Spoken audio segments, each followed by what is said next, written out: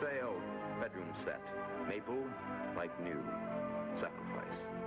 See Mrs. Holman in apartment 6. It was a man. He said his wife was downstairs in the car, but if the bedroom set seemed to be what they wanted, he'd call her up to look at it. Mrs. Holman invited him in to inspect the furniture. You'll have to come with me, Vincent.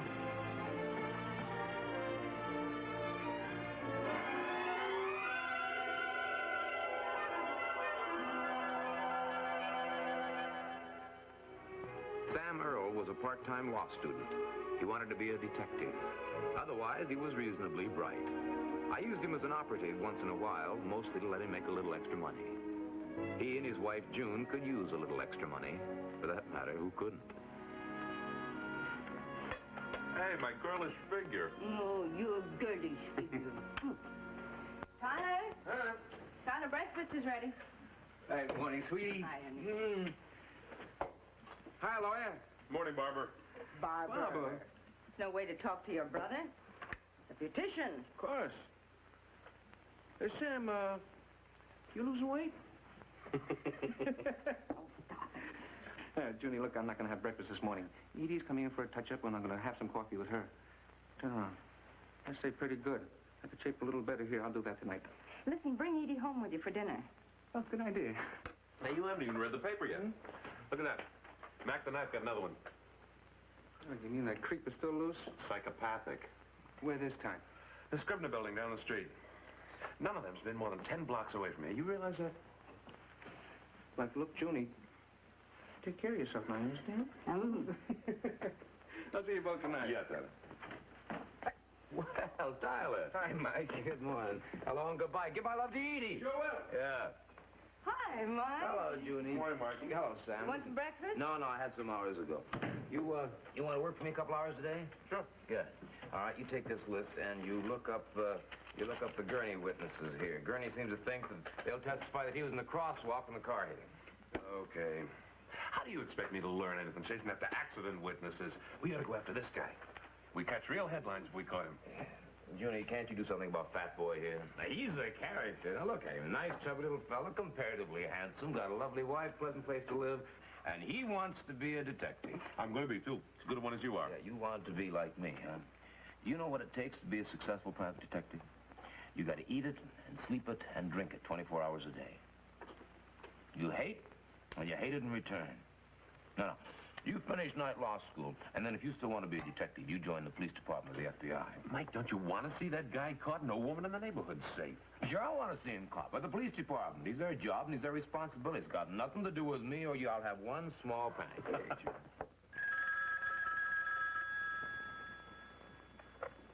Hello. Oh, hi, Edie. Listen, honey, we're going to see you at dinner tonight. What? Oh, what's the matter? Yeah, he's here. Just a minute. Mike, it's Edie. She wants to talk to you. No time. Hello, honey. Edie Miller was a nurse at the city emergency hospital around the corner, one of my favorite people. She was engaged to Tyler Earl, an ex-Marine, and was plenty worried about him. It seems like a guy named Joe Dunn, with whom Edie had gone out a couple of times, was carrying the torch and threatened to drop in on Tyler. Well, don't worry, honey. Tyler can take care of himself. Okay, all right, Edie. Now, take it easy. All right, I'll go over to the shop myself right away. Goodbye.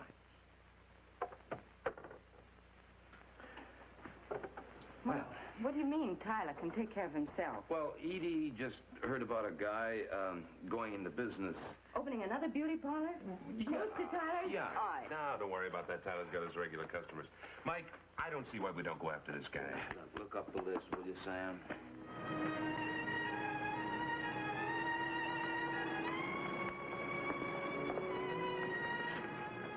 Tyler was starting in a small way, a one-man operation. But he did a good business ordinarily. Right now, he didn't seem to be doing any business. He wasn't even there.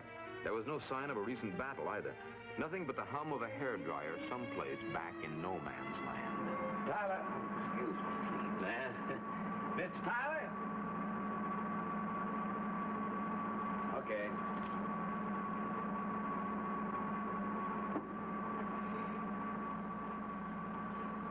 You, Tyler Earl? Don't you know that?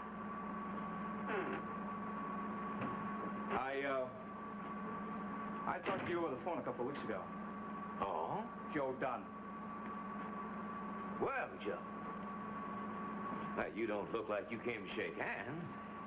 Evidently, you didn't pay much attention to what I told you over the phone. No, I sure don't remember. I told you to leave Edie Miller alone. Well, that's kind of tough, Joe. You see, if you want to marry a girl, well, you got to see her once in a while. You begin to wonder, you know? Well, then you know what I'm here for. Yeah? Yeah, you're gonna have a beef and then wreck the joint, huh? Yeah. You end the joint. And when I tell you to leave Edie Miller alone, you'll have something to remember.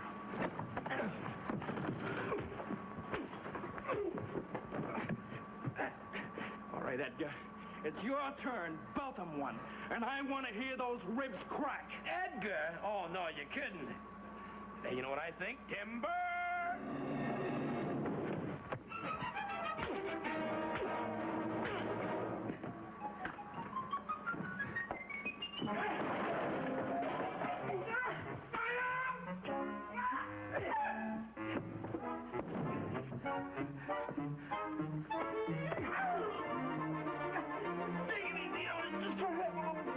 Had you fun? Yeah. All right. Now, if I ever hear that you even speak to Edie again, I won't call you by phone. I'll call in person. Now, get out! Oh, yes.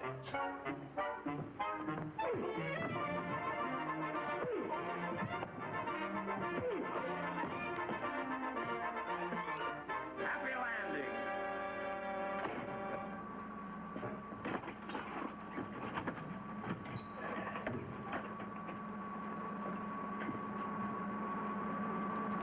Everything all right? Fine.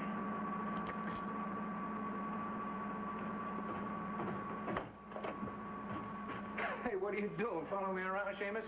Yeah? You ought to watch out, boy. A burglar will walk off with the joint. You okay, Mrs. Dundee?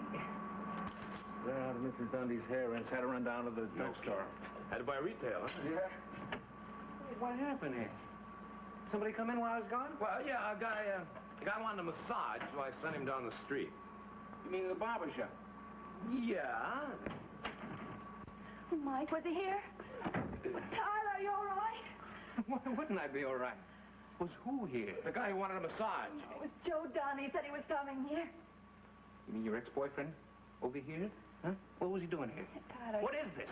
He was never a boyfriend. How could he be an ex-boyfriend? I told you. Well, I'll see you later, kids. No, wait a minute. What was Dunn doing here? Nobody's answered that question yet, right? Well, and what did you see him? He came by the hospital. He told me that he called you a couple of weeks ago and that he told you not to see me. And so you called Mike to come over here and take care of me, right? Yes, I was afraid. I know Joe Dunn. That's what bothers me. I know you know him. She was afraid you'd get hurt, that's all. Joe didn't come alone. No. She wasn't afraid I'd get hurt.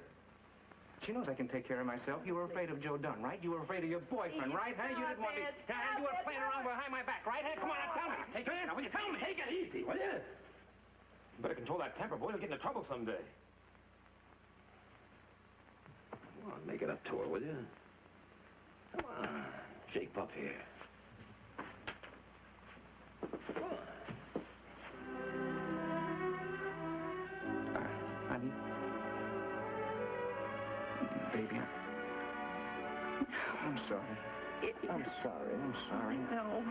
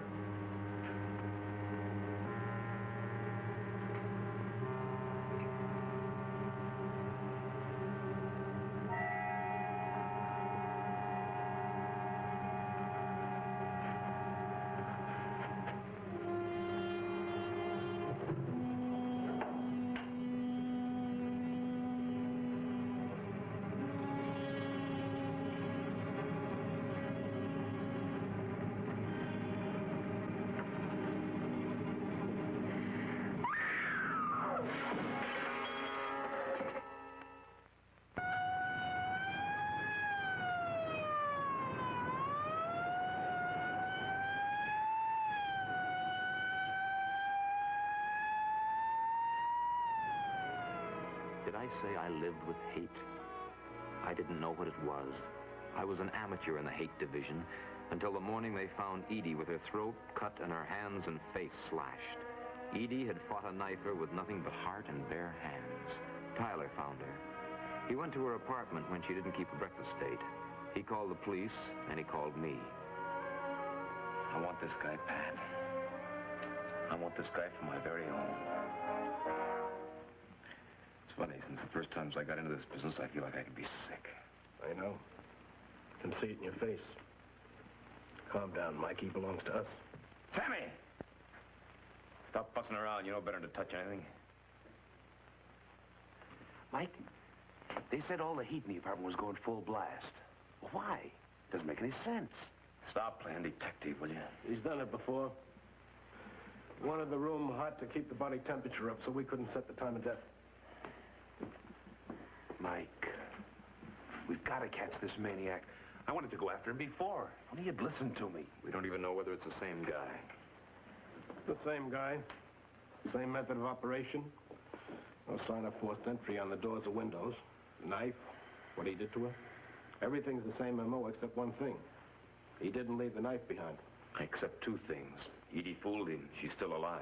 I just pray she dies. Shut up. Did you see it? Do you think she'd want to live? I know she would. When they took her out of here, she was singing like a little girl.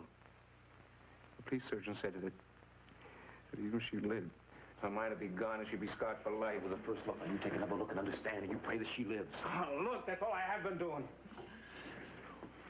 Sam and I will take him home. I'm sorry, but he'll have to stay a while. Look, I told you everything I know. For Pete's sake, he was in love with her. They were going to be married. I believe all that. But he found it. And called the police and waited till you got here. Let him go. You got nothing to hold him on. You know where to get in touch with him. I'm not implying anything. Any suspicions. But there are questions. What kind of a cop would I be if I didn't ask them? Okay, Captain, you stay here and ask him. I want you to stay here. I like that head start. But Tyler and Edie never even had a quarrel. Look, Captain, I'll answer anything you want to know. All right, sit down. I didn't even want to say the name Joe Dunn in front of Tyler, or in front of Pat Chambers for that matter. Just saying it would sound like an accusation against Edie. And if I knew one thing in this world, Edie hadn't let Joe Dunn into her apartment voluntarily. But Joe had better have the best alibi in town. First things first, all I knew about Joe Dunn was his name. The only person I knew who could tell me more was still in surgery, fighting for her life.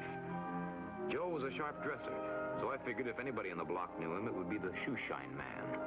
I drew a blank.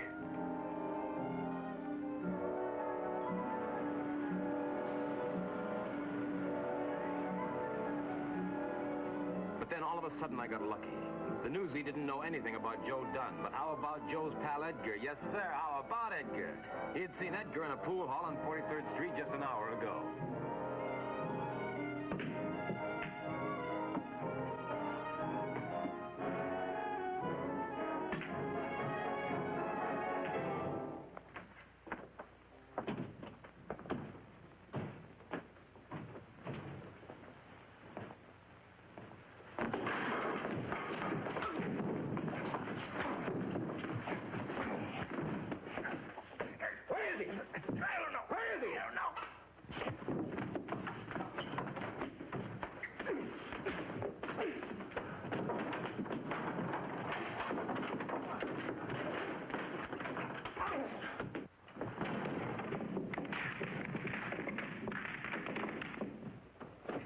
Edgar wasn't much help.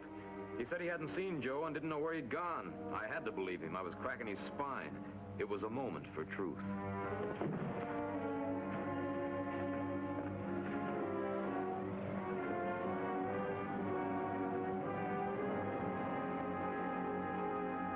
I want to get into Edie's apartment, okay? You asking permission? What'd you do, leave your pass keys at home? You went over the place, Mike.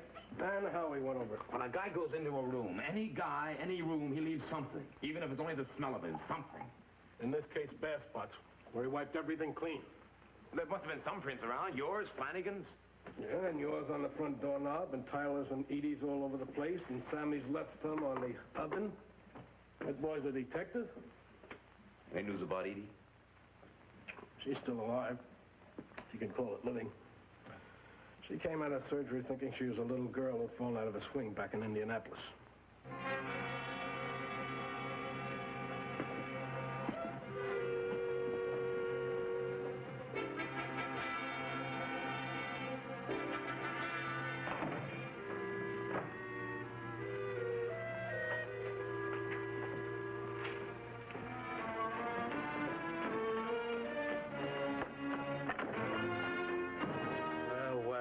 Joe Dunn. I heard you were looking for me. How did you know you'd find me here? Now, look, I didn't cut Edie up. You catch the guy who did, and you hold him, and I'll do a job on him even Mike Hammer would like. You think that rig answers all the questions that I'm going to ask you? I'll answer any questions you want to know. What do you want to know about me? First off, I want to find out if that fracture's real. So we're going on to police headquarters to Captain Pat Chambers' office and to a police surgeon. Now, come on, get going. Who do you think dropped me off here? Chambers said it would be better if I looked you up than if you looked me up. Chambers? All right, so he saw me. Go on, beat it. I got things to do. Go on, beat it. Wait a minute. Just a minute, young lady. You mind answering a few questions inside? All right. That's fine. Why didn't you bring her inside with you? She's not with me. Oh, no. All right, Joe, go on, get lost. I heard him say Mike Hammer. I've been thinking about coming to your office. Yeah, why? Well, he isn't the one who stabbed Edie Miller. And who are you? Well, I'm Mrs. Armstrong. I have an apartment across the hall. And how do you know that he's not the man? I spent an hour with that monster. What? An hour? Stop it. Stop crying. Will you stop crying? Don't you realize that you're the person I dreamed of finding? Look, I'm sorry, Mrs. Armstrong. Don't be frightened. Just tell me everything you know. No, I didn't see him. I only heard his voice. That man, it wasn't his voice. An hour. You said you spent an hour with him. Did you see him? No. He came in the dark with a knife. I was in bed. He didn't touch me or hurt me at all. He just sat on the bed and talked.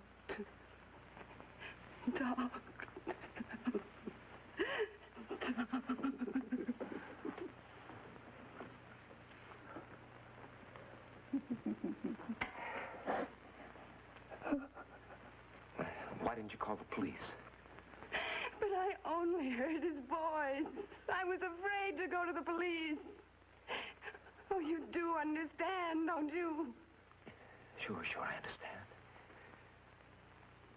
He didn't hurt you, did he? No, he didn't hurt me. He said he didn't know why he didn't kill me. He said he just wanted someone to talk to. But he said he might come back. What can anybody tell you about the sound of a voice? A voice is a voice until you hear it again. She said she'd recognize it again, but she couldn't do that until I found the owner, which seemed to be just about where I started. Oh, Mike. Come on in.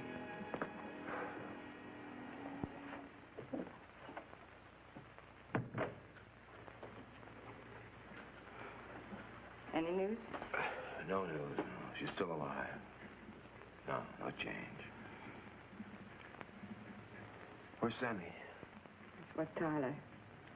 I stopped by the shop. There's nobody there. It's closed. I went by the hospital, probably to the shop later. Want some lunch, Mike? No. Sandwich would be good for you. All right.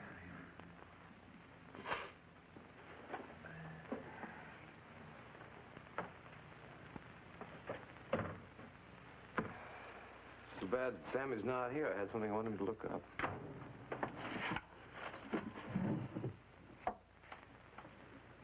I wonder where that knife came from. What's the matter with it? Never even seen it before. Ah, it's too sharp for one of mine. I thought the top of my head was coming off. You stumble, stupid and blind, making noises like a detective, and then one word lays it all on the line for you. And then a flash, tilt. The whole world went tilt. My stomach was tying itself in bow knots. Everything was falling into place. Something Pat Chambers had said about fingerprints. Most of all, the knife. The knife dropped into a drawer that was full of knives just like it. What a hiding place. I should have been happy. I told myself I was happy. But then I thought of June, and I wasn't happy. I was going to keep my promise, but I wasn't happy.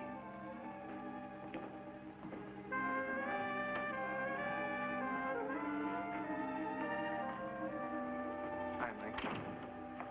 What are you doing here? I just want a few words with you. And then Captain Chambers wants some words. He's not happy with your story, Tyler. Okay. What is it with that cop, Mike? He had Tyler down there half the day. I'll answer any question he wants me to, Sam. It's okay. That's him. That's him. What is this, Mike? Don't you know, Tyler? No. Oh, but Sam knows, don't you, Sam? No, I don't. Don't you recognize him? You ought to.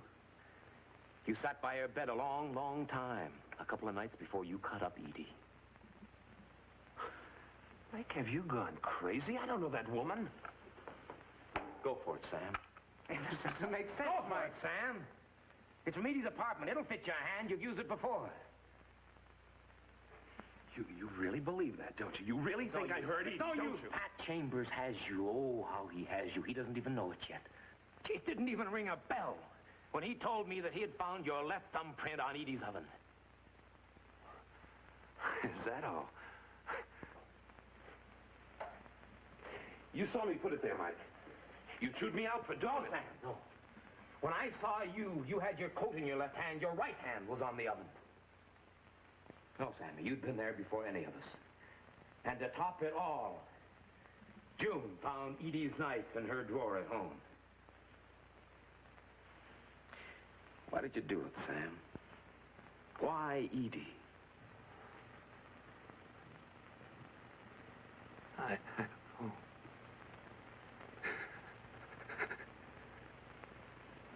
don't know. I don't know. I couldn't help it. I tried to get you to stop me. I don't know. I couldn't help it. I couldn't help it. I begged you to stop me. I couldn't help it.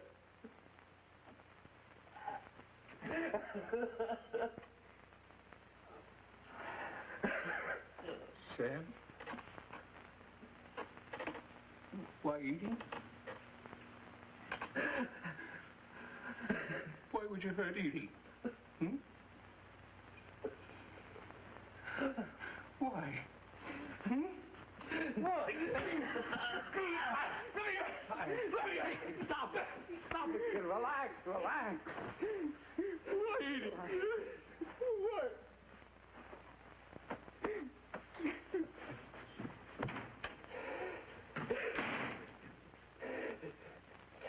Oh, boy, oh, boy.